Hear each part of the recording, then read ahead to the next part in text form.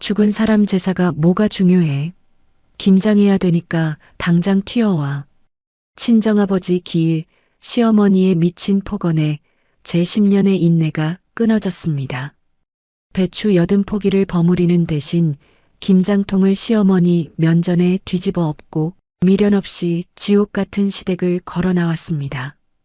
바보 며느리에서 독한 이혼녀로 제 인생을 짓밟은 인간들을 법정에서 박살내기 위한 처절하고도 통쾌한 참교육, 그 이야기를 지금 바로 시작합니다. 새벽 4시, 눈이 번쩍 뜨였습니다. 오늘은 세상에서 저를 가장 아껴주셨던 친정아버지의 3주기 기일입니다. 가족들이 깰까봐 발 뒤꿈치를 들고 조심조심 주방으로 나왔죠. 어제 저녁에 미리 다듬어둔 나물을 꺼내고 전을 부칠 준비를 했습니다. 참기름 냄새가 고소하게 퍼지는데 자꾸만 눈앞이 흐려지더라고요. 우리 아빠가 생전에 제일 좋아하시던 큼지막한 동태전입니다. 명절 때마다 제가 부쳐드리면 그 자리에서 맨손으로 집어드시면서 허허 웃으셨거든요. 우리 수진이가 만든 게 세상에서 제일 맛있다. 어디 가서 이렇게 예쁘고 착한 딸을 얻겠노. 그 다정한 목소리가 아직도 귓가에 생생하게 맴돕니다. 거울을 보니 제 눈매가 꼭 아버지를 닮아 있었습니다. 아버지를 생각하며 정성껏 제사상에 올릴 음식들을 하나씩 완성해 나갔습니다. 이른 아침이라 집안은 고요했고 제 마음도 차분하게 가라앉는 듯했죠. 그런데 그 고요함을 깨고 거실에서 날카로운 전화벨 소리가 울리기 시작했습니다. 발신자를 확인하는 순간 가슴이 철렁 내려앉았습니다. 화면에는 시어머니의 이름이 떡하니 떠 있었거든요. 아침 7시도 안 된 시간에 걸려온 전화라니 덜컥 겁부터 났습니다. 심호흡을 한번 크게 하고 전화를 받았습니다. 어머니, 아침 일찍 어쩐 일이세요? 인사가 채 끝나기도 전에 수화기 너머로 귀청을 때리는 앙칼진 목소리가 날아왔습니다.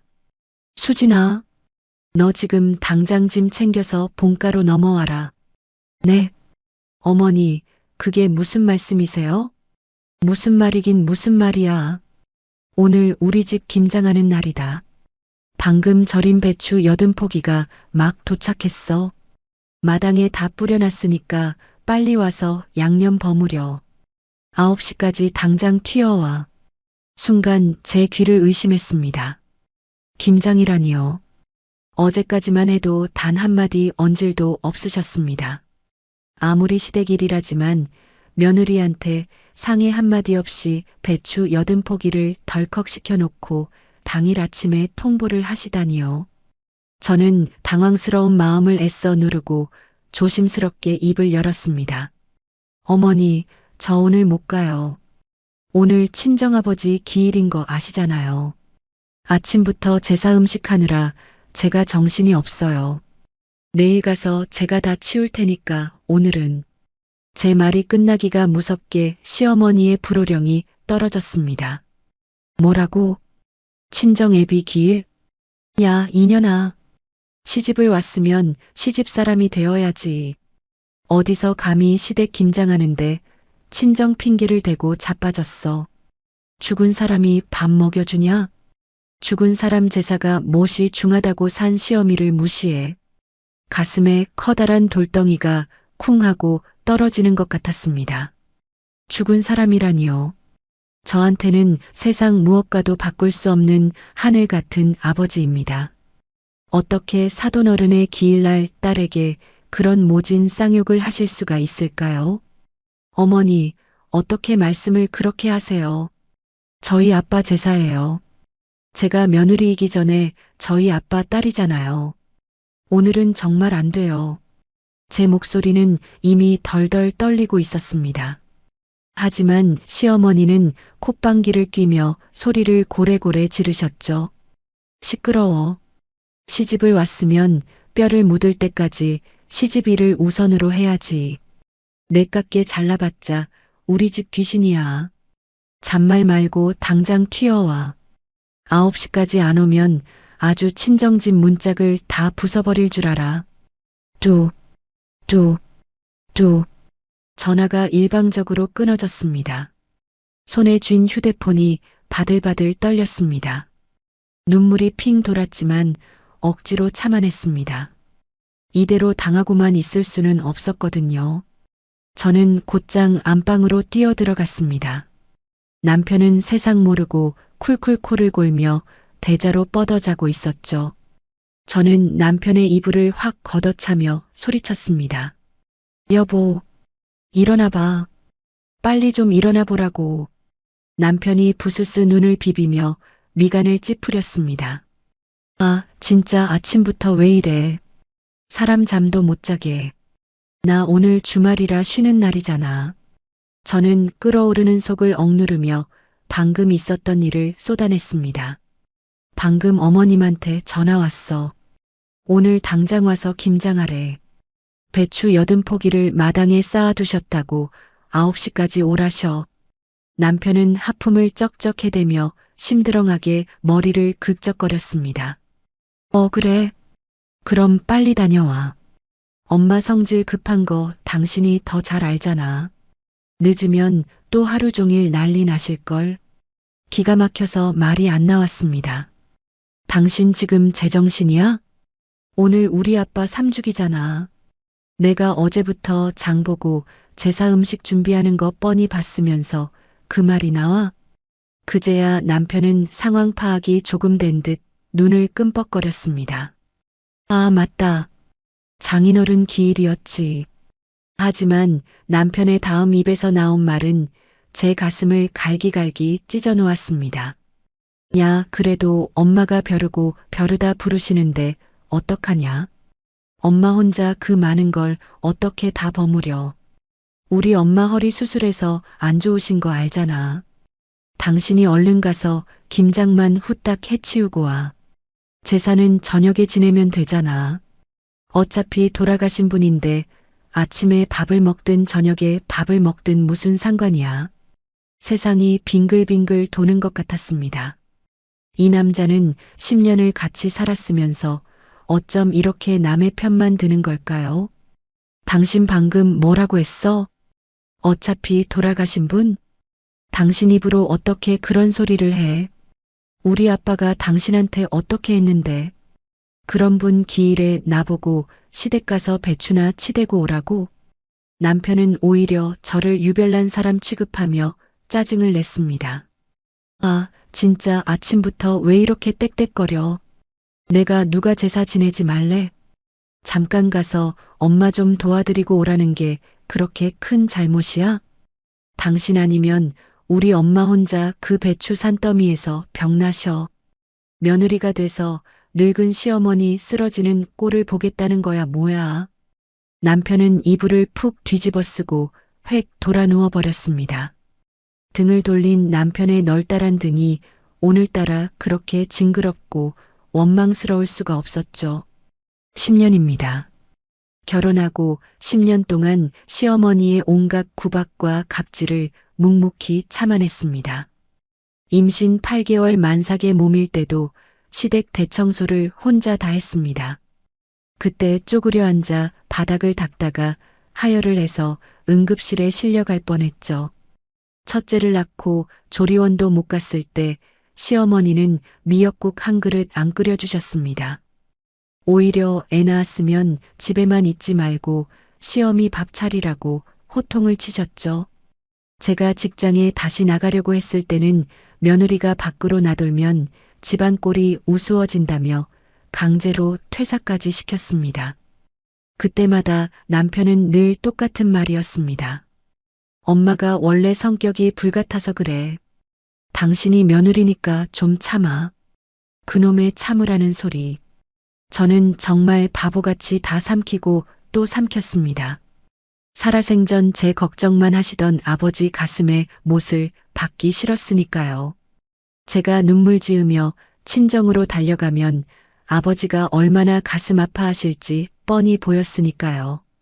그런데 3년 전 아버지가 폐암으로 병상에 누워 계실 때 제 손을 꼭 잡고 남기신 유언이 떠올랐습니다. 수진아, 우리 착한 딸 수진아. 아빠 걱정은 조금도 하지 말고 이제는 내 인생을 살아라. 아빠는 우리 수진이가 매일 웃으면서 살았으면 좋겠다. 숨을 헐떡이시면서도 오직 제 행복만을 바라시던 아버지의 마지막 얼굴. 주방으로 다시 걸어 나왔습니다. 식탁 위에 가지런히 놓인 동태전과 삼색나물들을 보니 참았던 눈물이 본물 터지듯 왈칵 쏟아졌습니다. 소리내어 울지도 못하고 싱크대를 부여잡은 채 어깨를 들썩였습니다. 아빠, 우리 아빠 불쌍해서 어떡해. 내가 바보 등신 같아서 우리 아빠 밥상 하나 편하게 못 차려주네. 볼을 타고 흘러내린 눈물이 턱 끝에 맺혀 뚝뚝 떨어졌습니다. 벽에 걸린 달력을 한참 동안 멍하니 바라보았습니다. 빨간 동그라미가 쳐진 오늘 날짜 곁에 아버지의 웃는 사진이 붙어 있었습니다. 결혼하고 지금까지 단 하루도 사람 대접받지 못했던 10년의 세월이 주마등처럼 스쳐 지나갔습니다. 이 집구석에서 저는 도대체 어떤 존재였을까요?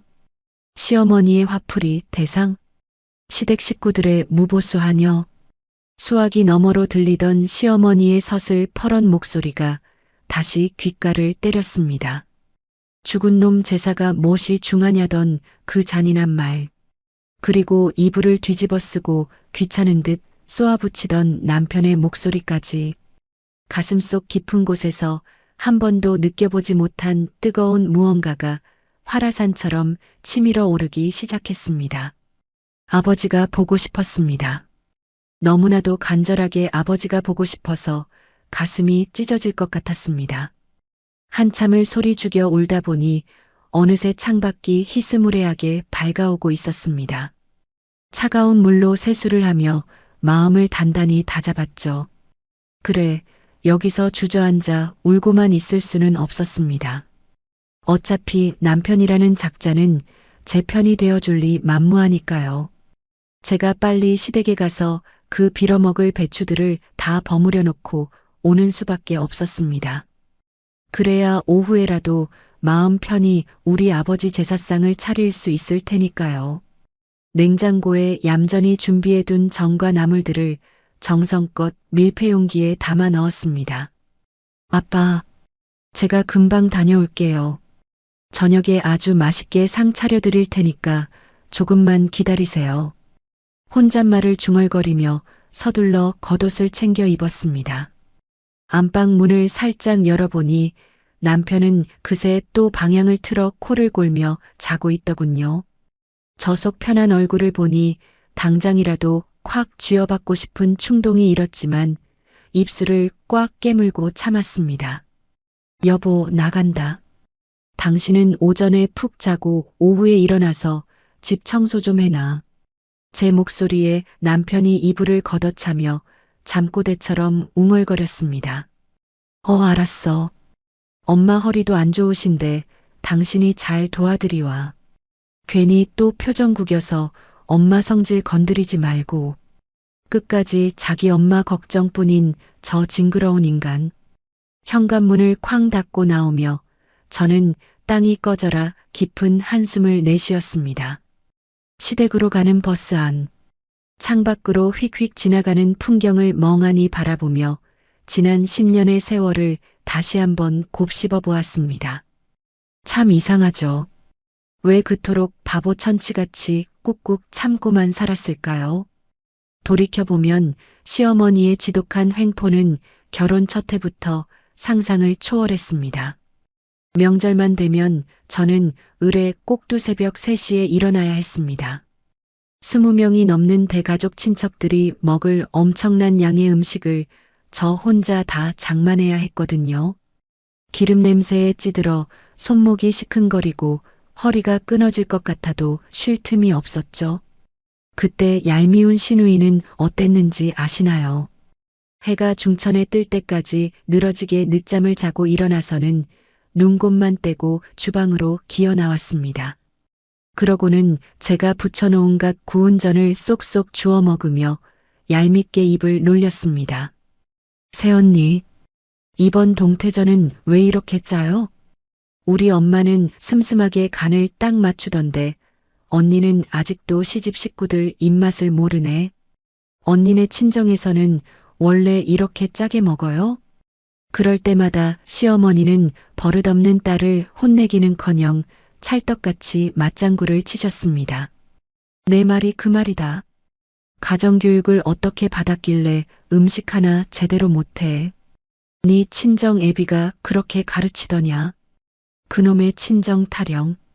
시어머니는 무슨 일만 있으면 저희 친정 부모님을 들먹이며 깎아내리기 일쑤였습니다. 초장에 며느리 기를 팍 죽여놔야 한다며 남편 앞에서도 저를 쥐잡듯이 잡으셨죠. 제가 다녔던 직장을 그만둬야 했을 때도 마찬가지였습니다. 퇴근하고 파김치가 되어 돌아오면 시어머니는 소파에 누워 저를 부려먹기 바빴습니다. 여자가 바깥바람 들면 집안 꼴이 우스워지는 법이야. 네가 쥐꼬리만 한 월급 벌어온다고 유세 떠냐? 당장 때려치우고 들어와서 우리 종대 내조나 똑바로 해. 결국 시어머니의 모진 등살에 밀려 억지로 사표를 냈던 날. 회사 화장실에 숨어서 얼마나 펑펑 소리내어 울었는지 모릅니다. 그때도 남편은 절대 제 편이 아니었죠. 잘 됐네. 어차피 당신 월급으로 부자 될 것도 아닌데 집에서 쉬면서 엄마 좀 챙겨. 그 말 한마디가 제 가슴에 평생 지워지지 않는 시퍼런 멍을 남겼습니다. 남편과 시어머니 그리고 시누이. 그 셋이 똘똘 뭉쳐서 저를 이방인 취급할 때마다 저는 캄캄한 무인도에 혼자 버려진 기분이었습니다. 그래도 꾹꾹 눌러 참았습니다. 나 하나 입 다물고 바보처럼 엎드려 있으면 집안이 조용해지니까요. 무엇보다 저를 끔찍이도 사랑하셨던 우리 친정아버지 얼굴에 먹칠하기 싫었습니다. 귀한 딸이 시집가서 하녀 취급받는다는 걸 아시면 우리 아버지가 얼마나 가슴을 치며 통곡하시겠어요. 어느새 버스가 시댁 근처 정류장에 도착했습니다. 천근만근 무거운 발걸음을 이끌고 비탈진 골목길을 걸어 올라갔습니다. 대문 근처에 다다르기도 전부터 매캐하고 알싸한 고춧가루 냄새와 비릿한 젓갈 냄새가 코를 찔렀죠. 활짝 열려있는 낡은 철대문 안으로 들어서는 순간 저는 하마터면 뒤로 넘어갈 뻔했습니다.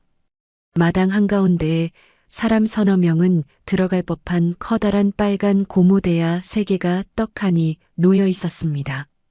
그 옆으로는 산더미처럼 쌓인 절임 배추 박스들이 끝도 없이 줄지어 서 있었고요. 배추 80폭이라는 말이 결코 과장이 아니었습니다. 그 무시무시한 배추 산더미 앞에서 시어머니는 팔짱을 딱 끼고 호랑이처럼 서 계셨습니다. 대문으로 들어서는 저를 보자마자 시어머니의 눈꼬리가 매섭게 치켜 올라갔죠. 너 지금 시간이 몇 시인데 이제 기어들어와. 내가 아까 전화로 9시까지 오라고 분명히 말했어. 안 했어. 어디 시어미가 부르는데 군뱅이처럼 느려 터지게 기어와. 시계를 보니 고작 9시 15분이었습니다. 단 15분 늦었을 뿐인데 온동리가 떠나가라 고래고래 소리를 지르시는 겁니다. 어머니, 아침 출근 시간이라 버스가 좀 막혔어요. 그리고 저도 아침 일찍 아버지 제사상 준비하다 오느라 제 입에서 아버지라는 단어가 나오기가 무섭게 시어머니가 삿대질을 해댔습니다. 시끄러워. 어디서 어른이 말씀하시는데 꼬박꼬박 말대꾸야. 죽은 애비 핑계대지 말라고 내가 아까 전화로 똑똑히 일렀지.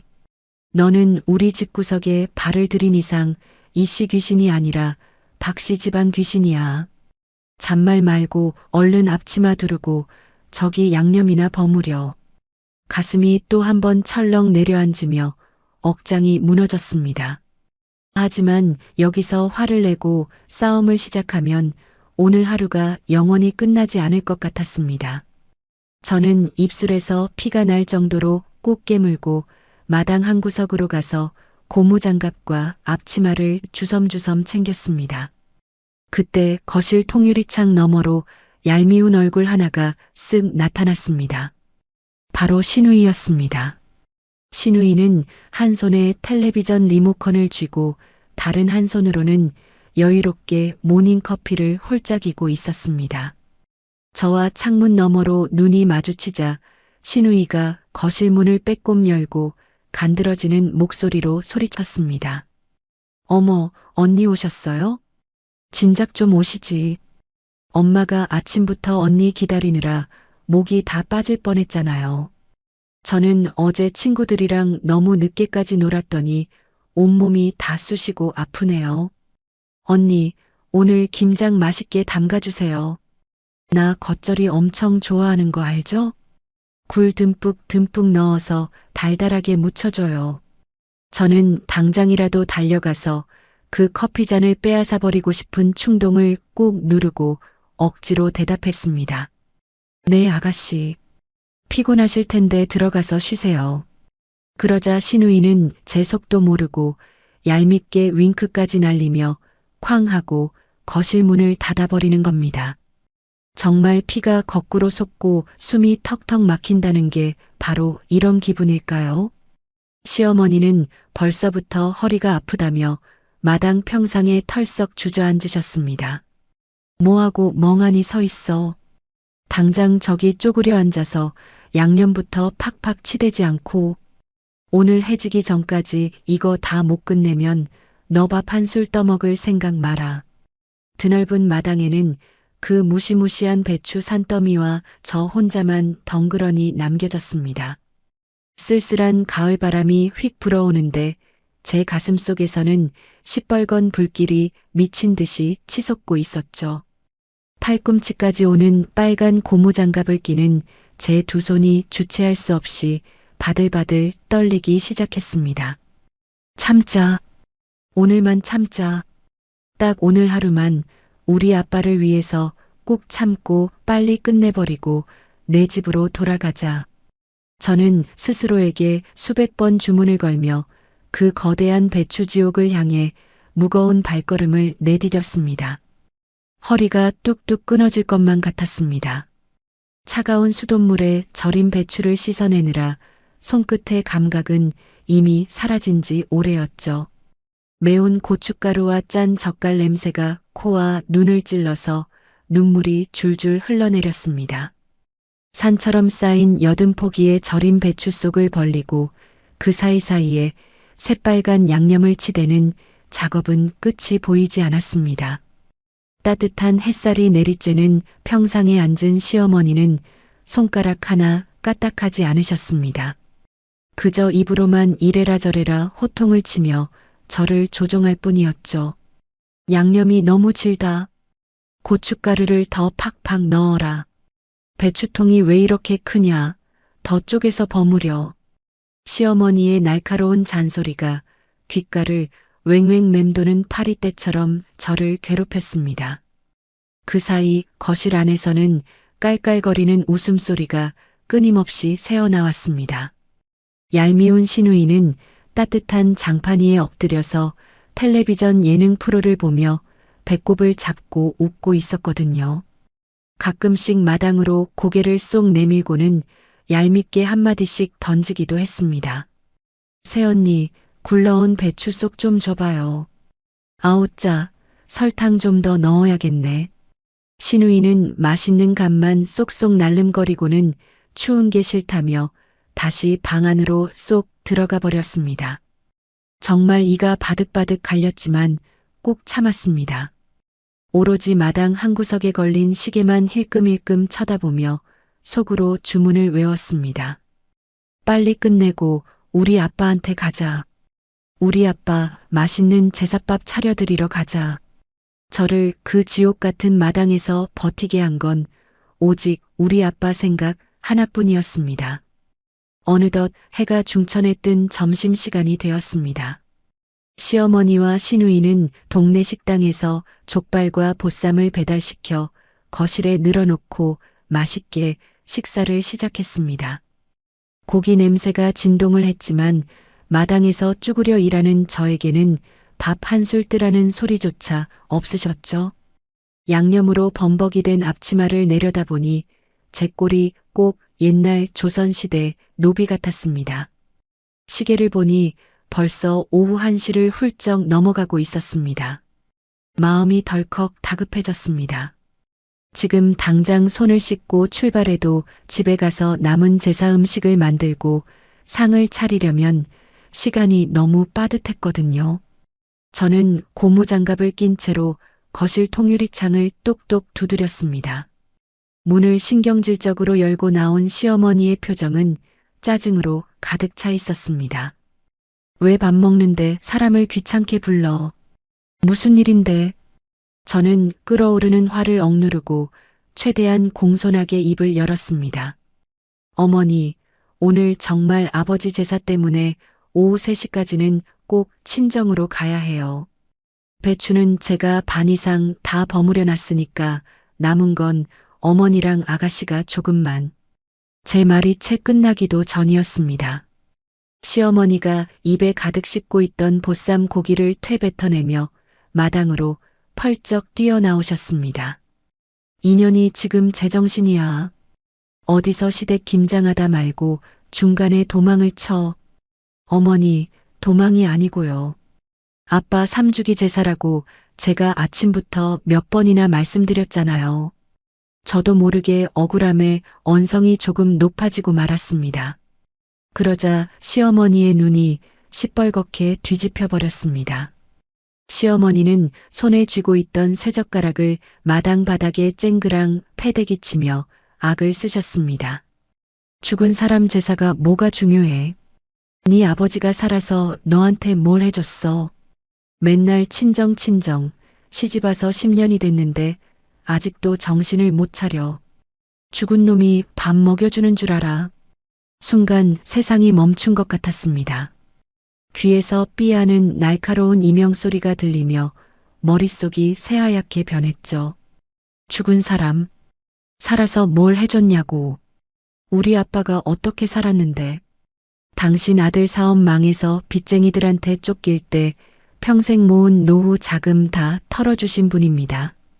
병원비 아끼느라 암세포가 온몸에 퍼질 때까지 진통제만 삼키며 버티셨던 분입니다.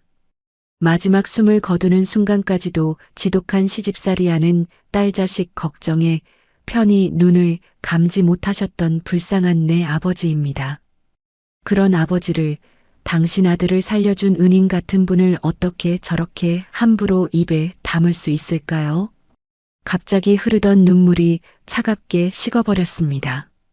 가슴속 깊은 곳에서 억눌려 있던 용암이 마침내 임계점을 넘어 쾅 하고 폭발해버린 겁니다. 더 이상 참을 이유도 없고 참아서도 안 된다는 걸 온몸의 세포가 외치고 있었습니다. 저는 천천히 쪼그렸던 다리를 펴고 자리에서 일어났습니다. 부러질 듯 뻐근했던 허리가 펴지면서 제 시선이 시어머니의 눈을 똑바로 향했습니다. 시어머니는 평소와 다른 제 서늘하고 도끼 어린 눈빛에 흠칫 놀란 듯 뒷걸음질을 치셨죠. 너 지금 눈가를 왜 그렇게 떠? 시어미를 잡아먹으려고 아주 환장을 했구나. 저는 아무 대답 없이 턱 끝까지 차오른 숨을 깊게 들이마셨습니다.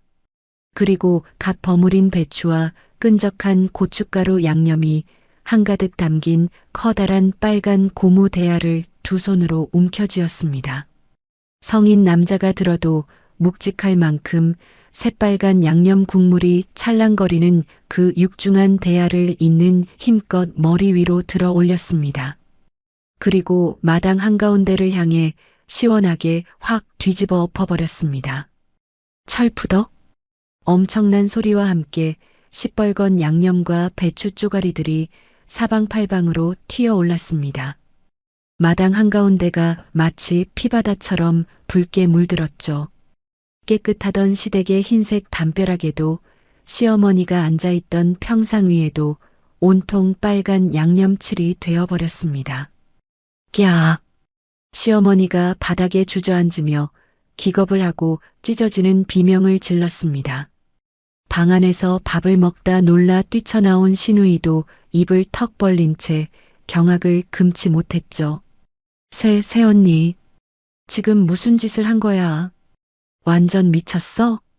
시어머니는 덜덜 떨리는 손으로 마당에 처참하게 쏟아진 양념 바다를 가리키며 숨을 헐떡이셨습니다. 아이고, 내 혈압. 아이고, 저 미친년이 기어이 우리 집안을 쑥대밭으로 만드는구나. 저는 양념으로 벌겋게 피칠갑이 된 고무장갑을 양손에서 천천히 벗었습니다.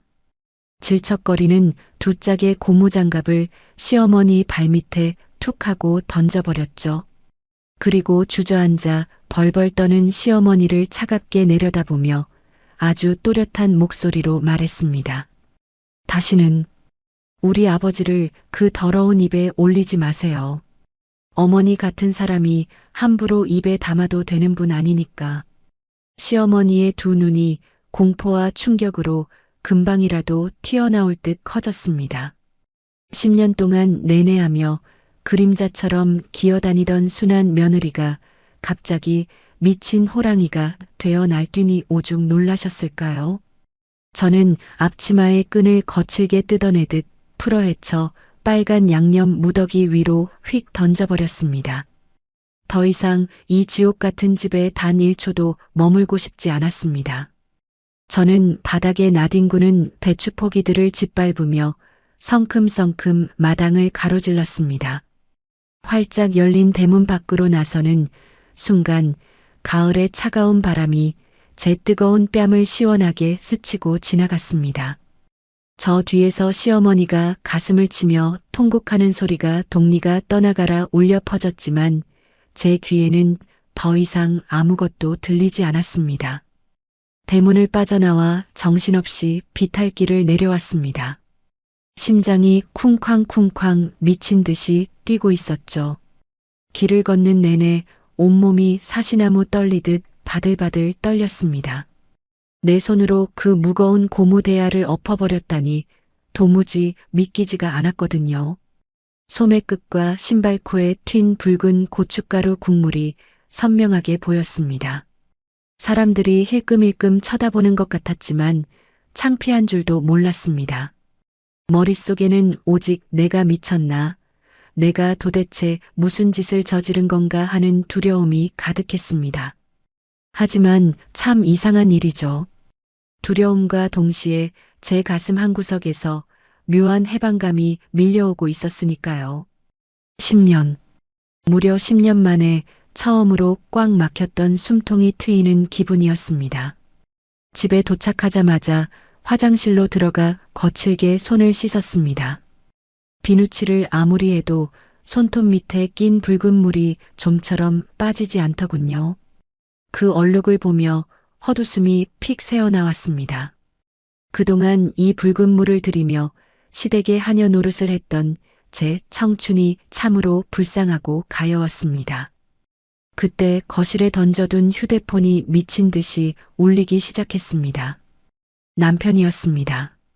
화면 속 이름을 보는 순간 조금 전까지 요동치던 심장이 차갑게 식어내리는 걸 느꼈습니다. 전화를 받자마자 남편의 악다구니가 수화기를 뚫고 튀어나왔죠.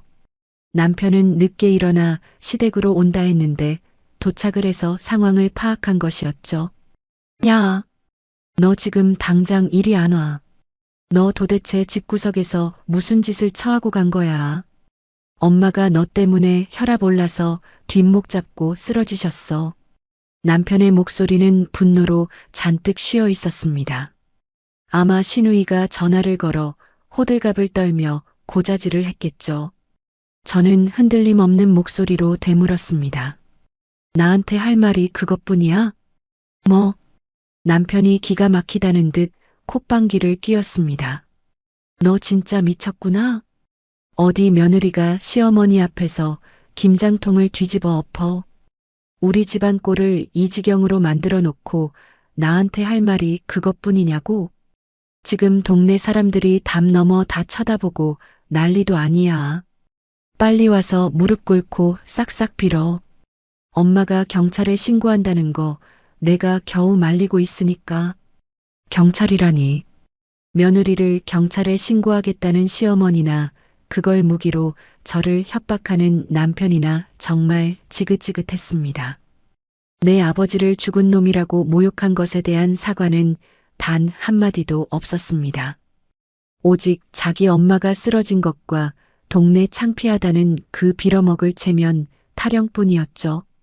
저는 숨을 깊게 한번 들이마셨습니다. 그리고 10년 동안 꾹꾹 눌러 담았던 단 한 번도 입 밖으로 꺼내지 못했던 그 말을 내뱉었습니다.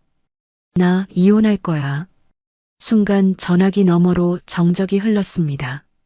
방금 전까지 길길이 날뛰던 남편의 숨소리조차 들리지 않았죠. 여보, 너 지금 뭐라고 했어? 당황한 기색이 역력한 남편의 떨리는 목소리가 들려왔습니다. 분명히 말했어. 나 당신이랑 이혼할 거야. 더 이상 니네 집안 하녀로 살지 않을 거야. 변호사 선임해서 연락할 테니까 그런 줄 알아. 저는 뒤통수에 대고 고래고래 소리를 지르는 남편의 전화를 가차없이 끊어버렸습니다. 휴대폰 전원을 아예 꺼버리고 나니 텅 빈 거실에 평화로운 고요가 찾아왔습니다. 가슴이 뻥 뚫린 듯 너무나도 홀가분했습니다. 당장 갈 곳이 없어진 저는 주방으로 가서 아침에 싸둔 제사 음식들을 주섬주섬 챙겼습니다. 그리고 택시를 잡아 타고 친정 어머니가 계신 낡은 빌라로 향했습니다. 예고도 없이 커다란 찬압통을 들고 나타난 저를 보자 친정 어머니는 화들짝 놀라셨죠. 아니, 수진아. 김장은 다 하고 온 거요? 어머니의 주름진 얼굴을 보니 왈칵 눈물이 쏟아질 것 같았지만 꾹 참아냈습니다. 지금 당장 이혼 얘기를 꺼내면 어머니 가슴이 무너져 내릴 테니까요. 응, 엄마. 빨리 끝내고 아빠 밥 차려주려고 일찍 왔어. 저는 서둘러 어머니를 모시고 상을 펴서 정성껏 가져온 음식들을 올렸습니다. 어느덧 시간은 흘러 밤이 되었죠. 저는 향을 피우고 사진 속 아버지를 마주했습니다.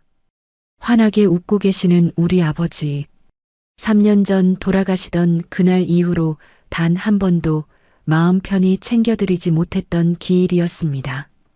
제사상 앞에 무릎을 꿇고 앉아 향냄새를 맡고 있으니 비로소 제자리로 돌아온 것 같았습니다. 어머니와 함께 나란히 서서 2번 절을 올렸습니다. 바닥에 이마를 대는 순간 참았던 눈물이 뺨을 타고 툭툭 떨어졌죠. 슬퍼서 흘리는 눈물이 아니었습니다. 스스로 그 지옥 같은 사슬을 끊어냈다는 대견함과 아버지를 지켜냈다는 뿌듯함이 뒤섞인 뜨거운 눈물이었습니다. 속으로 아버지를 향해 수도 없이 말을 걸었습니다. 아빠, 나 오늘 김장통 시원하게 엎어버리고 왔어. 나 진짜 잘했지? 아빠가 내 인생 살라고 하셨잖아. 나 이제 바보처럼 당하고만 살지 않을 거야. 이제부터는 온전한 내 인생 살게. 마음속으로 깊은 다짐을 꾹꾹 삼켰습니다. 사진 속 아버지가 저를 보며 그래 잘했다. 내 딸 하고 어깨를 토닥여 주시는 것만 같았습니다. 제 눈물 젖은 얼굴 위로 아주 오랜만에 편안하고 후련한 미소가 번지고 있었습니다. 친정집에서 하룻밤을 푹 자고 일어난 다음 날 아침, 정말 오랜만에 단 한 번도 깨지 않고 꿀잠을 잤습니다. 머리가 맑아지고 몸도 한결 가벼웠죠. 식탁 위에는 친정 어머니가 차려놓으신 따뜻한 된장찌개가 보글보글 끓고 있었습니다. 밥을 한술 뜨려다 어제부터 푹 꺼두었던 휴대폰 전원을 켰습니다. 화면이 켜지기가 무섭게 부재중 전화와 문자 메시지가 폭포수처럼 쏟아져 내리기 시작했죠. 징징징 울리는 진동 소리가 끝도 없이 이어졌습니다. 시어머니, 시누이, 남편은 물론이고 얼굴도 잘 모르는 시댁 친척들 번호까지 줄줄이 찍혀 있었죠. 문자함을 열어보니 아주 가관도 이런 가관이 없었습니다. 시어머니는 벌써 온 동네방네 친척들에게 전화를 돌려 저를 천하의 몫을년으로 만들어 놓으셨더군요. 시댁 큰어머니가 보낸 문자 내용만 봐도 기가 찰 노릇이었습니다. 수진아, 네가 애미 머리통에 김장통을 업고 도망갔다며? 아무리 화가 나도 그렇지 늙은 시어미를 쳐 죽이려고 환장을 했냐? 당장 가서 무릎 꿇고 빌어라. 헛웃음이 픽 새어나왔습니다. 제가 마당바닥에 대야를 엎은 게 어느새 시어머니 머리통에 뒤집어 씌운 걸로 둔갑해 있었습니다. 없는 말도 지어내서 며느리 쥐잡듯이 잡는 건 10년 전이나 지금이나 똑같으시더군요. 마음대로 떠들라지. 어차피 이제 남남이 될 사람들인데 제 알 바 아니었습니다. 그때 화면 위로 남편의 이름이 뜨며 전화가 걸려왔습니다. 받을까 말까 고민하다가 통화 버튼을 눌렀죠. 전화를 받아보니 어제처럼 길길이 날뛰지는 않더군요. 오히려 한풀 꺾인 아주 비굴하고 달래는 듯한 목소리였습니다. 여보, 너 아직도 화 안 풀렸어? 어제는 내가 미안했어. 엄마가 쓰러지셨다고 하니까 나도 너무 놀라서 말이 헛나왔어. 장모님 댁에 있는 거 맞지? 내가 지금 차 끌고 데리러 갈 테니까 짐 챙겨서 나와. 어쩜 사람이 이렇게 자기 중심적일 수 있을까요? 이혼하겠다는 제 말을 그저 홧김에 집을 나간 아내의 투정쯤으로 여기는 게 분명했습니다. 제가 차가운 침묵을 지키자 남편은 슬슬 본색을 드러내며 짜증을 냈습니다. 야, 너 진짜 끝까지 고집 피울래? 이혼이 무슨 애들 장난이야? 내가 이 나이에 이혼남 꼬리표 달면 회사에서 내 체면이 뭐가 되냐? 김 부장이고 박 과장이고 다들 뒤에서 얼마나 수군거리겠어. 쪽팔리게 진짜 왜 이래? 너 이혼녀 돼서 당장 갈 데도 없잖아. 어차피 장모님 댁도 좁아 터져서 너 오래 못 있어. 그냥 눈 딱 감고 엄마한테 죄송하다고 한마디만 해. 그럼 내가 중간에서 다 알아서 무마시킬 테니까 빨리 집으로 와. 정말 구역질이 올라왔습니다. 단 한 번이라도 제 상처를 걱정하거나 죽은 우리 아버지를 모욕한 것에 대한 사과는 없었습니다. 오로지 자기 체면, 회사에서 자기 평판 깎이는 것만 억울해 죽겠다는 저 얄팍하고 이기적인 속내. 저는 서늘하게 가라앉은 목소리로 내뱉었습니다. 네 체면? 네 그 빌어먹을 체면 챙기느라 내 인생 10년이 시궁창에 처박혔어. 무마시켜? 내가 죄지었니? 너 혼자 평생 내 잘난 엄마 모시고 효자 노릇 뼈 빠지게 하면서 살아. 다시는 내 번호로 연락하지 마. 다음 연락은 내 변호사가 할 거니까. 저는 씩씩거리는 남편의 숨소리를 무시하고 전화를 뚝 끊어버렸습니다. 방으로 들어가서 제가 들고 온 낡은 핸드백 깊숙한 곳을 뒤졌습니다. 그리고 안주머니에서 검은색 USB 메모리 하나를 조심스럽게 꺼냈습니다. 제가 지난 10년 동안 바보 천치처럼 당하고만 살았던 줄 아시나요? 아닙니다. 언젠가 제 발로 그 지옥 같은 시댁을 탈출하는 날이 올 거라는 걸 저는 아주 오래전부터 본능적으로 직감하고 있었습니다. 그래서 아주 조용히 그리고 치밀하게 증거를 차곡차곡 모아두었죠. 명절마다 제사마다 부엌 구석에서 시어머니가 제게 쏟아냈던 그 끔찍한 폭언과 인신공격들이 고스란히 담긴 음성 녹음 파일들. 제가 임신 중에 하혈하며 쓰러졌을 때조차도 친정이나 가라며 귀찮아하던 남편의 카카오톡 메시지 캡처 화면들. 그리고 제 의지와 상관없이 시어머니의 집요한 협박으로 직장을 그만둬야만 했던 강제 퇴사 종용 통화 녹취록까지 10년치의 피눈물과 서름이 이 작은 USB 안에 빽빽하게 담겨 있었습니다. 누구에게도 말하지 않고 숨겨두었던 저의 가장 예리하고 강력한 무기였죠. 저는 단정한 정장으로 옷을 갈아입고 미리 예약해둔 이혼 전문 법률 사무소로 향했습니다. 상담실 문을 열고 들어가니 매서운 눈매를 가진 최 변호사님이 저를 맞이했습니다. 아주 냉철하고 유능해 보이는 분위기가 풍기는 분이었죠. 저는 자리에 앉자마자 가방에서 꺼낸 USB를 테이블 위에 올려놓았습니다. 그리고 10년 동안 제가 겪었던 끔찍한 시집살이와 어제 있었던 김장대첩의 전말을 아주 차분하고 담담하게 털어놓았습니다. 최 변호사님은 제 이야기를 들으며 노트북에 USB를 연결하고 제가 분류해둔 폴더를 하나씩 열어보았습니다. 증거 자료들을 훑어보는 변호사님의 미간이 점점 좁아지더니 이내 깊은 한숨을 내쉬시더군요.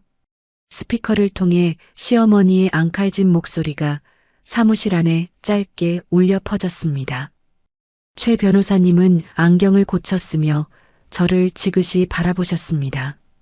이수진 씨, 그동안 정말 고생 많으셨습니다. 어떻게 이 지옥 같은 시간을 10년이나 버티셨습니까? 정말 독하게 잘 참으셨고 증거 준비를 기가 막히게 잘해오셨네요. 전문가에게 듣는 그 위로의 한마디에 꾹 참았던 눈물이 또 한 번 핑 돌았습니다. 제 억울함을, 제 지독했던 고통을 온전히 세상으로부터 인정받는 기분이었거든요.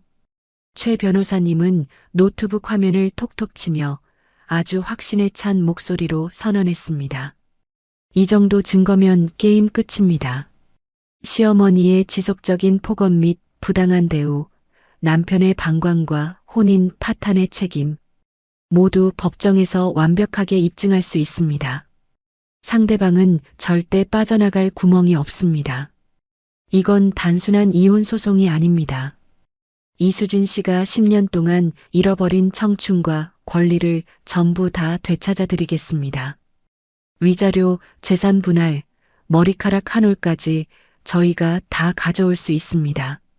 제가 앞장서서 싸울 테니 이수진 씨는 마음 굳게 먹고 따라오시기만 하면 됩니다.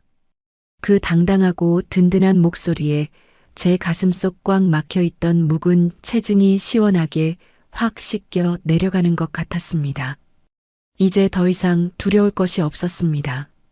빈손으로 쫓겨나서 길거리에 나앉을까봐 덜덜 떨며 밤잠을 설쳤던 지난날의 찌질했던 제 모습은 이제 완벽하게 지워버렸습니다. 본격적인 전쟁의 서막이 올랐습니다. 시어머니와 남편은 제가 이혼 통보를 하고 며칠만 지나면 갈 곳이 없어서 싹싹 빌며 기어들어 올 거라고 굳게 믿고 있겠죠. 쥐뿔도 없는 며느리가 감히 이혼을 요구할 리 없다고 비웃고 있을 겁니다. 하지만 그 오만한 착각이 얼마나 뼈아픈 대가를 치르게 될지 그들은 아직 상상조차 못하고 있을 겁니다. 저는 주먹을 꽉 쥐고 변호사 사무실을 나섰습니다. 거리로 나오니 따스한 가을 햇살이 제 어깨 위로 눈부시게 쏟아져 내리고 있었습니다. 변호사 사무실을 나와 집으로 돌아오는 길은 발걸음이 날아갈 듯 가벼웠습니다. 그런데 친정집 빌라 계단을 올라가는데 꼭대기층에서 시끄러운 소리가 들리더군요. 누군가 저희 집 현관문을 미친 듯이 쾅쾅 두드리고 있었습니다. 여보, 문 좀 열어봐. 안에 있는 거 다 아니까 빨리 문 열어. 술 냄새를 풀풀 풍기며 복도에서 행패를 부리고 있는 사람은 다름 아닌 남편이었습니다. 퇴근하고 술을 퍼마신 건지 넥타이는 비뚤어져 있고 얼굴은 벌겋게 달아올라 있었죠. 제가 계단 위로 모습을 드러내자 남편은 비틀거리며 제게 다가왔습니다. 왔네. 너 도대체 전화를 왜 안 받아? 내가 하루 종일 미치는 줄 알았잖아. 남편은 제 손목을 덥석 잡으며 불쌍한 척 징징거리기 시작했습니다. 여보, 내가 다 잘못했어.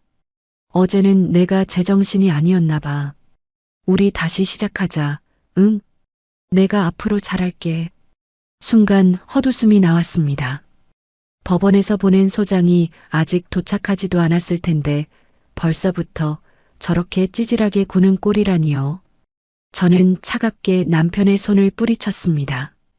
술 냄새 나니까 떨어져. 그리고 다시 시작해? 네가 뭘 잘못했는지 알기는 하고. 제 단호한 태도에 남편은 당황하더니 이내 본색을 드러냈습니다. 아, 진짜 사람 피곤하게 하네. 알았어, 알았다고. 장인어른 기일날 내가 오라고 한 거 잘못했다고 쳐. 근데 너도 엄마한테 김장통 엎은 건 심했잖아. 솔직히 네가 먼저 엄마한테 가서 무릎 꿇고 사과하면 끝날 일이야. 엄마 화 좀 풀리면 내가 중간에서 잘 말해볼 테니까 고집 좀 그만 피워. 어쩜 저렇게 한결같이 쓰레기 같을 수 있을까요? 사과? 내가 왜 사과를 해? 죽은 놈 제사라고 내 아버지 모욕한 내 엄마한테 내가 왜 무릎을 꿇어? 너는 10년 동안 나랑 살면서 단 한 번이라도 내 편이었던 적 있어? 남편의 입이 떡 벌어졌습니다. 어머님이 나 벌레 취급할 때, 시누이가 나 하녀 부리듯 할 때 네가 한 번이라도 막아준 적 있냐고. 너는 남편이 아니라 그냥 내 엄마 꼭두각시 마마보이일 뿐이야. 남편은 얼굴이 울그락불그락해지더니 꿀먹은 벙어리처럼 아무 말도 하지 못했습니다. 며칠 뒤면 법원에서 우편물 갈 테니까 똑똑히 확인해.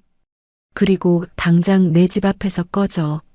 저는 멍하니 서 있는 남편을 밀쳐내고 현관문을 매몰차게 쾅 닫아버렸습니다. 집 안으로 들어서니 친정어머니가 거실 구석에 웅크리고 앉아 바들바들 떨고 계셨습니다. 방금 전 밖에서 들린 소란 때문이 아니었습니다. 어머니의 한 손에는 낡은 휴대폰이 들려 있었고 통화가 연결된 상태였거든요. 수화기 너머로 귀가 찢어질 듯한 익숙한 악다구니가 거실 전체에 쩌렁쩌렁 울려 퍼지고 있었습니다. 시어머니였습니다. 당신이 딸을 어떻게 쳐가르쳤길래 며느리년이 시험이 머리 꼭대기에 올라타. 남편 잡아먹을 년을 우리 집에 들이더니 기어이 이 사달을 내. 당장 그 미친년 대가리 끄덩이 잡고 우리 집으로 끌고 오지 못해. 제 친정어머니 이름까지 함부로 부르며 쌍욕을 퍼붓고 있었습니다. 어머니는 눈물이 범벅이 된 얼굴로 아무 대답도 못한 채 입술만 깨물고 계셨죠. 그 모습을 보는 순간 눈이 획 돌아버렸습니다. 저는 어머니 손에서 휴대폰을 낚아채듯 빼앗았습니다. 그리고 스피커폰을 켜고 소리쳤습니다. 지금 누구한테 소리를 질러요? 어디서 감히 우리 엄마한테 막말을 하냐고요. 전화기 너머 시어머니가 흠칫 놀라는 기색이 느껴졌습니다. 하지만 이내 더 큰 소리로 악을 쓰셨죠. 어머, 너 잘 걸렸다 이년아. 어디서 시어미한테 눈을 부라리고 대들어. 너 당장 기어와서 내 발바닥 핥으면서 빌지 않으면 10원 한 장 못 받고 쫓겨날 줄 알아. 내가 우리 아들 호적에서 너 깔끔하게 파버릴 테니까 알아서 해. 저는 피식 웃으며 아주 또박또박 대답해 주었습니다. 네, 파주세요. 어차피 제가 먼저 더러워서 팔 거니까 수고할 필요 없으세요. 그리고 위자료랑 재산 분할 청구 소송 들어갔으니까 법원 출석 준비나 단단히 하세요. 어머니가 남편 이름으로 몰래 숨겨둔 땅이랑 상가 건물도 제가 싹 다 찾아냈거든요. 순간 전화기 너머에서 헉하는 숨 넘어가는 소리가 들렸습니다. 뭐시? 이 독사 같은 년이. 다시는 우리 엄마한테 전화하지 마세요. 한 번만 더 전화해서 행패 부리면 접근 금지 가처분에 영업 방해까지 다 묶어서 고소해버릴 테니까요. 저는 빨간색 종료 버튼을 매몰차게 꾹 눌러버렸습니다. 통화가 끊어지고 집 안에는 무거운 정적이 내려앉았습니다. 친정어머니가 제 손을 꼭 잡으시며 엉엉 소리내어 울기 시작하셨죠. 수진아, 아이고, 내 새끼 불쌍해서 어쩌누. 나 때문에 못난 애미 때문에 네가 이 고생을 하는구나. 그냥 다 잊고 집으로 들어가라. 엄마는 1000번 만번 욕먹어도 괜찮으니까 제발 이혼만은 참아. 여자가 혼자 몸으로 세상 살기가 얼마나 무서운데 그래. 어머니의 거칠고 주름진 두 손이 제 손등을 적셨습니다. 평생을 참고 희생만 하며 살아오신 옛날 분이시라 이혼이 큰 죄라도 되는 줄 아시는 겁니다. 저는 어머니의 마른 어깨를 꽉 안아드렸습니다. 저도 모르게 굵은 눈물이 주르륵 흘러내렸지만 제 목소리만큼은 그 어느 때보다 단단하고 확고했습니다. 엄마, 나 더 이상 못 참아. 여기서 더 참으면 나도 아빠처럼 병나서 죽어버릴지도 몰라. 나 살려고 이러는 거야, 엄마. 아빠가 하늘에서 나 지켜주실 텐데 내가 뭐가 무서워. 나 이제 누구 아내도 아니고 시댁 하녀도 안 해. 나 이수진 이름 석자로 떳떳하게 돈 벌고 엄마 모시면서 행복하게 살 거야. 제 단호한 말에 어머니는 제 품에 얼굴을 묻고 한참을 더 서럽게 우셨습니다. 하지만 저는 알 수 있었습니다. 어머니의 눈물 속에는 저를 향한 걱정도 있지만 한편으로는 족쇄를 끊어낸 딸에 대한 안도감도 섞여 있다는 것을요. 창밖으로는 어느새 어스름한 저녁놀이 지고 있었습니다. 다시는 그 지옥 같은 과거로 돌아가지 않겠다는 제 결심이 노을빛처럼 붉게 타오르고 있었습니다. 며칠 뒤 최 변호사님은 아주 발빠르게 움직여 주셨습니다. 법원에서는 남편 명의로 된 재산의 가압류 결정이 단호하게 떨어졌죠. 우리가 살던 아파트부터 시어머니가 남편 이름으로 몰래 사두었던 꼬마 상가 건물까지 모조리 다 묶여버렸습니다.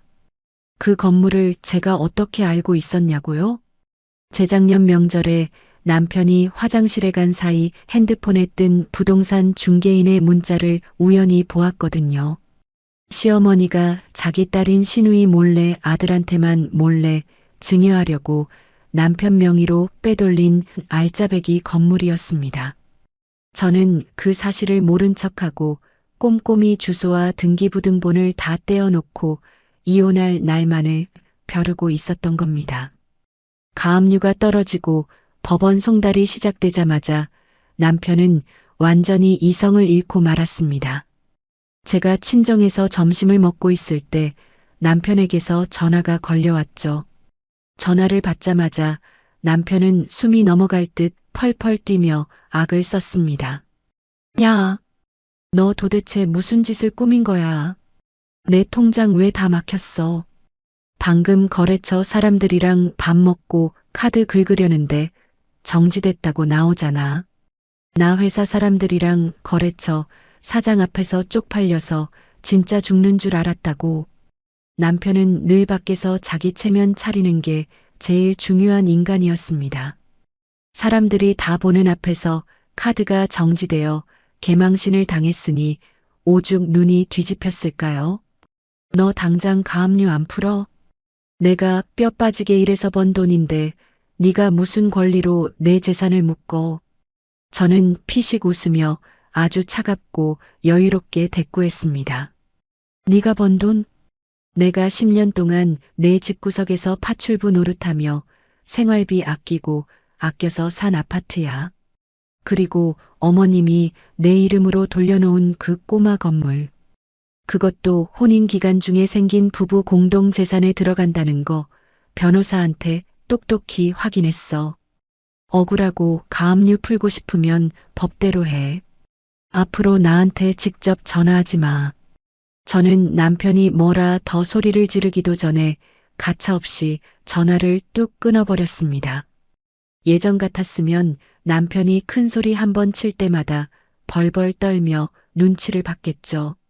하지만 이제는 달랐습니다. 저에게는 법이라는 아주 강력하고 든든한 무기가 제 편이었으니까요. 시어머니 쪽도 발칵 뒤집혀 난리가 났습니다. 시누이가 제 친정 어머니 번호로 문자를 수십 통이나 융단 폭격처럼 보내왔더군요. 새언니 진짜 무서운 독종이네요. 우리 엄마 건물까지 손을 대요? 엄마 지금 충격받아서 알아누우셨어요. 오빠 돈 뜯어내려고 아주 작정을 했구나. 저는 그 문자를 읽고 코웃음을 쳤습니다. 충격받아서 알아누우셨다고요? 아마 자기 딸한테 10원 한 장 안 주고 아들한테만 몰래 건물을 넘겨준 사실이 들통나서 집안이 쑥대밭이 되었을 겁니다. 신우이는 자기 몫을 뺏겼다는 사실에 길길이 날뛰고 시어머니는 딸한테 변명하느라 진땀을 빼며 싸우고 있겠죠. 그들끼리 서로 돈 때문에 물어뜯고 싸우는 꼴을 상상하니 10년 묵은 억울함이 다 씻겨 내려가는 기분이었습니다. 적들이 스스로 자멸하고 무너져가는 동안 저는 제 인생을 다시 일으켜 세울 준비를 시작했습니다. 결혼 전까지 저는 꽤 인정받는 중소기업의 격리 직원이었습니다. 꼼꼼하게 장부를 정리하고 세무신고를 도맡아 하던 능력 있는 인재였죠. 친정집 서랍장 깊숙한 곳에 박혀있던 제 오래된 이력서를 조심스럽게 꺼냈습니다. 먼지가 뽀얗게 쌓인 주산표와 회계 자격증들을 하나하나 닦아내며 낡은 노트북 앞에 앉았습니다. 시어머니의 강요로 끊겨버린 10년의 경력 단절. 42살이라는 적지 않은 나이가 솔직히 조금 두렵고 막막하기는 했습니다. 하지만 여기서 지레 겁먹고 주저앉으면 영원히 당당한 이수진으로 살 수 없다는 걸 알았죠. 인터넷 구인 구직 사이트에 제 이력서를 정성껏 한 글자씩 써내려갔습니다. 비어버린 10년의 공백기에는 가계부를 엑셀로 관리하고 살림을 알뜰하게 꾸려온 제 꼼꼼함과 성실함을 녹여냈습니다. 그리고 며칠 뒤 기적처럼 한 작은 세무사 사무실에서 면접을 보러 오라는 반가운 연락을 받았습니다. 면접 전날 밤 저는 친정어머니와 마주 앉아 옷장에 걸려있던 낡은 정장을 다림질했습니다. 어머니는 제 정장 깃을 반듯하게 펴주시며 눈시울을 붉히셨죠. 우리 딸 시집가서 고생만 하더니 이제야 다시 제 날개를 펴는구나. 엄마는 우리 수진이가 세상에서 제일 든든하고 자랑스러워. 어머니의 따뜻한 응원에 저는 가슴이 뭉클해져서 왈칵 눈물이 날 뻔했습니다. 다음 날 아침 일찍 일어나 정성껏 화장을 하고 단정하게 옷을 입었습니다. 거울 속에 비친 제 모습은 며칠 전 마당에서 김장통을 엎고 피칠갑을 했던 그 지치고 초라한 며느리가 아니었습니다. 눈빛은 반짝반짝 빛났고 입가에는 자신감 넘치는 당당한 미소가 번져 있었죠. 아버지 영정 사진 앞에 서서 속으로 힘차게 외쳤습니다. 아빠, 나 오늘 10년 만에 면접 보러 가. 나 진짜 잘할 수 있지? 사진 속 아버지가 환하게 웃으며 제 어깨를 토닥여 주시는 것 같았습니다. 구두를 신고 현관문을 열고 나서는 제 발걸음 위로 맑고 푸른 가을 하늘이 끝없이 드넓게 펼쳐져 있었습니다.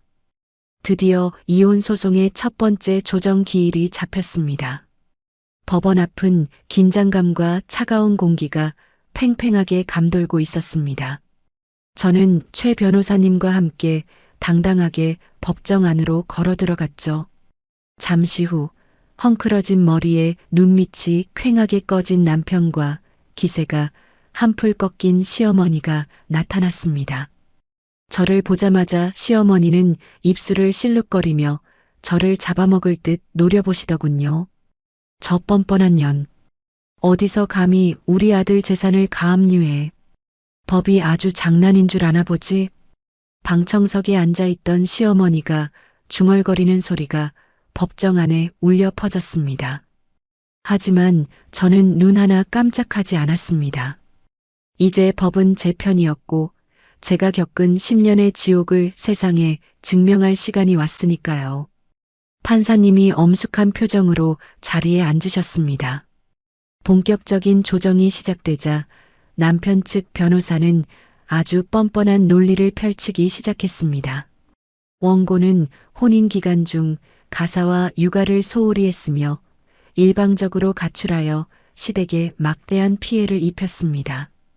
특히 김장 과정에서 시어머니에게 위해를 가하고 폭언을 일삼는 등 아내로서의 의무를 저버렸으므로 위자료 청구는 기각되어야 마땅합니다. 어이가 없어서 실소가 터질 뻔했습니다. 저는 변호사님과 눈을 맞추고 고개를 끄덕였습니다. 이제 그들이 그토록 숨기고 싶어 했던 추악한 진실을 꺼낼 차례였습니다. 최 변호사님이 조용히 태블릿 PC를 판사님 쪽으로 돌렸습니다. 존경하는 판사님, 피고 측의 주장을 반박할 증거 자료를 제출하겠습니다. 그러자 스피커를 통해 맑고 또렷한 음성 파일이 재생되기 시작했습니다. 죽은 사람이 밥 먹여주냐? 죽은 놈 제사가 몹시 중하다고. 시집 왔으면 종이야. 내 아들 시중이나 들어. 네 배 아파 나은 것도 아닌 게 건방지게 당장 퇴사해. 법정안이 순식간에 찬물을 끼얹은 듯 조용해졌습니다. 시어머니는 녹음된 자신의 목소리가 법정 가득 울려 퍼지자 안색이 흙빛으로 변해버렸죠. 남편 역시 고개를 푹 숙인 채 어쩔 줄 몰라 했습니다.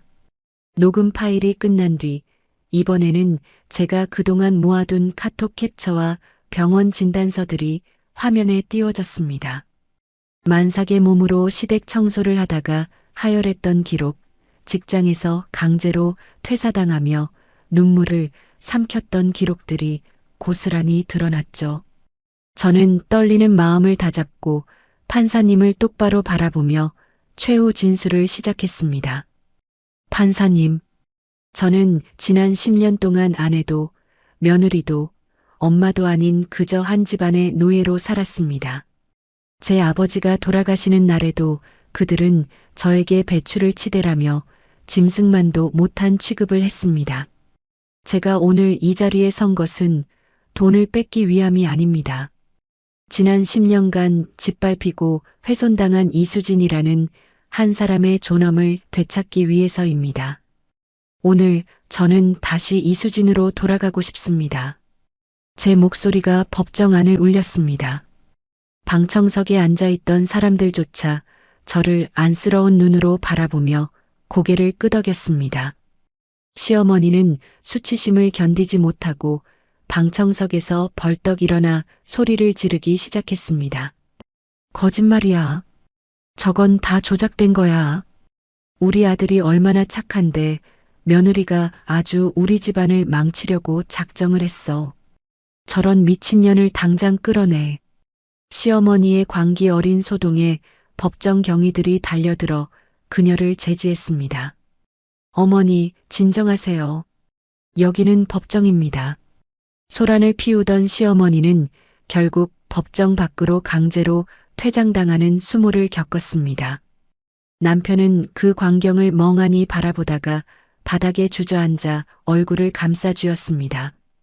이제야 자신이 얼마나 큰 것을 잃었는지, 그토록 받들던 엄마가 법정에서 어떤 추태를 부렸는지 실감하는 듯 보였죠. 판사님은 굳은 표정으로 남편을 내려다보며 엄하게 말씀하셨습니다. 피고는 부부로서의 최소한의 도리조차 저버리고 배우자의 인격과 그 가족을 모욕했습니다. 가족의 비극을 방관한 것은 물론 이를 부추긴 책임을 피할 수 없을 것으로 보입니다. 승기를 잡았다는 확신이 들었습니다. 최 변호사님이 제 손등을 가볍게 토닥이며 안심하라는 듯 웃어 보이셨죠. 10년 동안 저를 짓눌렀던 거대한 바위가 서서히 무너져 내리는 소리가 들리는 듯 했습니다. 이제 곧 이 지긋지긋한 악연을 끊어내고 진짜 제 인생을 살게 될 시간만이 남았습니다. 조정실에서의 소동 이후 재판은 빠르게 속도를 냈습니다.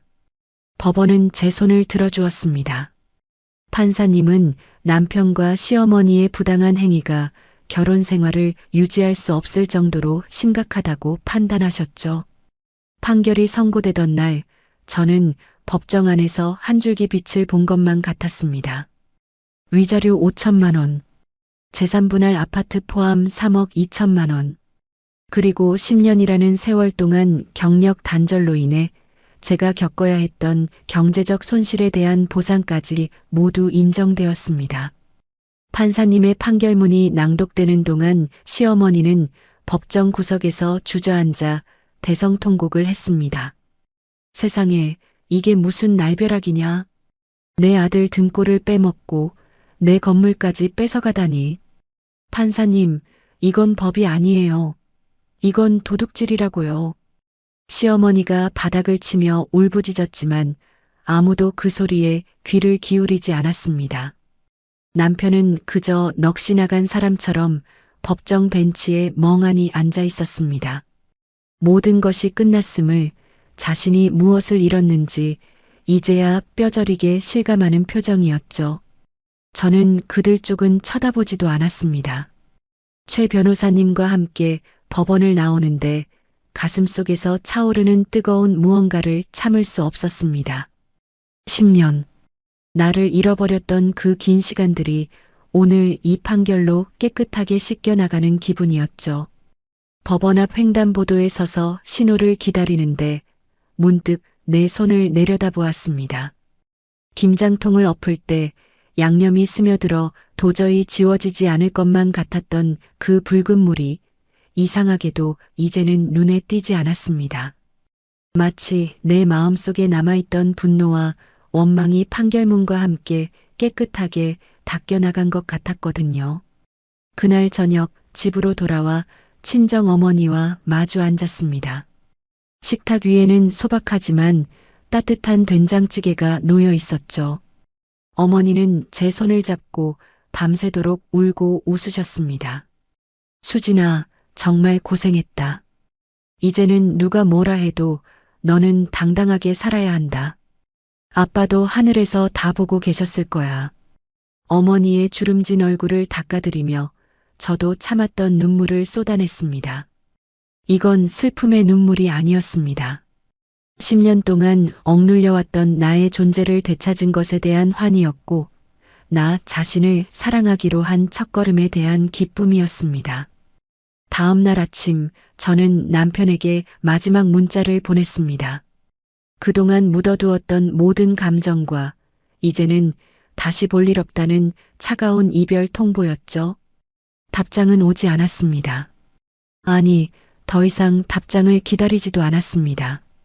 핸드폰을 끄고 그 번호를 완전히 지워버렸습니다. 마당에 쏟아졌던 그 빨간 양념들을 깨끗하게 물 청소하듯 제 인생에서도 그들을 흔적도 없이 닦아냈습니다. 저는 더 이상 누구의 며느리도 무능한 남편을 챙겨야 하는 아내도 아니었습니다.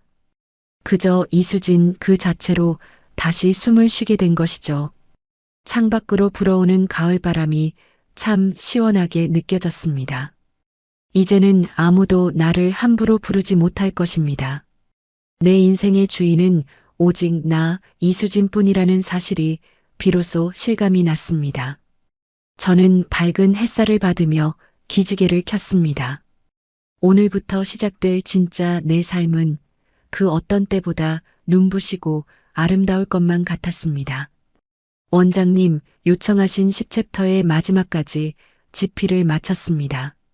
1장부터 10장까지의 긴 호흡을 유지하며 수진이가 겪는 감정의 변화와 통쾌한 해방감을 이 5003영자 내외의 분량으로 가득 채웠습니다. 마지막 장을 아래에 이어드립니다. 판결이 나고 정확히 1년이라는 시간이 흘렀습니다. 계절이 한 바퀴 돌아 다시 선선한 가을바람이 불어오는 계절이 되었네요. 저는 지금 새로운 회사에서 당당하게 제 몫을 해내며 바쁜 하루하루를 보내고 있습니다. 결혼 전 쌓아두었던 경력이 녹슬지 않았던 덕분에 제 취업의 문턱은 생각보다 높지 않았죠. 오히려 10년이라는 세월 동안 집안일과 시댁의 온갖 뒤처리를 도맡아 하며 길러진 꼼꼼함과 인내심이 지금의 직장에서는 저의 가장 큰 무기가 되어 주었습니다. 처음에는 42살이라는 나이에 다시 사회생활을 시작하는 게 두렵기도 했습니다. 하지만 막상 부딪혀 보니 세상은 생각보다 제 능력을 존중해 주더군요. 수진 씨 덕분에 우리 사무실 일이 아주 일사천리야. 어쩜 이렇게 숫자를 틀리지 않고 딱딱 맞추지? 상사분의 칭찬 한마디에 저는 10년 동안 들었던 그 어떤 독설보다도 더 큰 보람을 느꼈습니다. 더 이상 시어머니의 눈치를 보며 굽신거릴 필요도 없고 남편의 비위를 맞추느라 전전긍긍할 이유도 없었습니다. 오로지 제 능력으로 정당한 대가를 받고 제 이름 석자를 걸고 일하는 이 시간이 얼마나 소중한지 모릅니다. 친정어머니와 함께 사는 아담한 아파트 거실에는 늘 웃음소리가 끊이지 않습니다. 매일 아침 눈을 뜨면 아버지의 영정사진 앞에 서서 밝게 인사를 건네죠. 아빠, 오늘도 잘 다녀올게요. 나 오늘은 맛있는 거 사서 들어올게. 조금만 기다려요. 예전에는 아빠 사진을 볼 때마다 죄스러운 마음에 고개를 들지 못했는데 이제는 환하게 웃으시는 아버지와 눈을 맞추며 당당하게 하루를 시작합니다. 어느 날 저녁 어머니가 제 손을 꼭 잡으며 말씀하시더군요. 수진아, 요즘은 거울 보는 내 얼굴이 그렇게 편안해 보일 수가 없다. 예전에는 근심 걱정에 찌들어 보였는데 지금은 예전 처녀적 얼굴처럼 훤해. 어머니의 그 한마디에 저는 왈칵 눈물이 났습니다. 참고 또 참으며 잃어버렸던 나의 20대와 30대를 다 보상받는 기분이었거든요.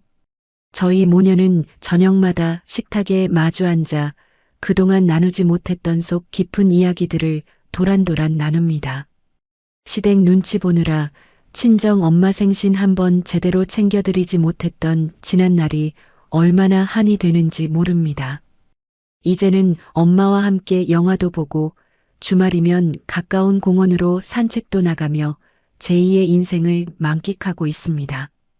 문득 밖으로 나가 가을 하늘을 올려다보았습니다. 높고 푸른 하늘이 제 마음처럼 투명하고 맑았습니다. 길가에 핀 코스모스가 바람에 한들한들 흔들리는 모습을 보니 지난 10년의 지옥 같던 기억들이 마치 아주 오래전에 꾼 꿈처럼 희미해졌습니다. 그때 귓가에 따뜻하고 다정한 목소리가 바람결에 실려오는 것만 같았습니다.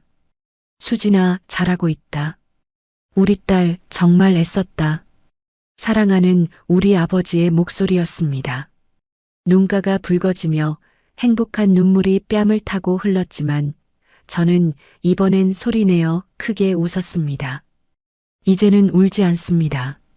이 눈물은 아픈 기억을 씻어내는 마지막 방울이니까요. 저는 커피 한 잔을 손에 쥐고 천천히 발걸음을 옮겼습니다. 누구의 아내도 아니고 누구의 며느리도 아닌 오직 온전한 이수진으로 살아가는 이 가을. 세상 그 무엇과도 바꿀 수 없는 제 삶의 가장 찬란한 황금기가 이제 막 시작되었습니다.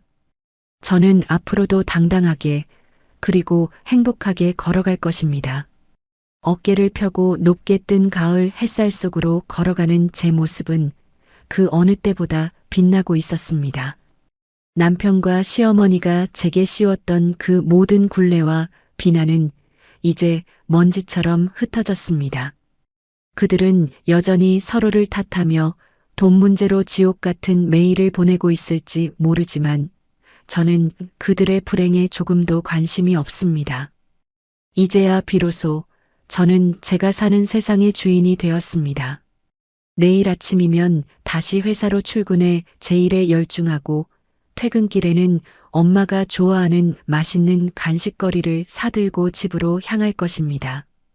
그 소박하고 평범한 일상이 저에게는 무엇보다 값진 승리의 결과물임을 잘 알고 있습니다.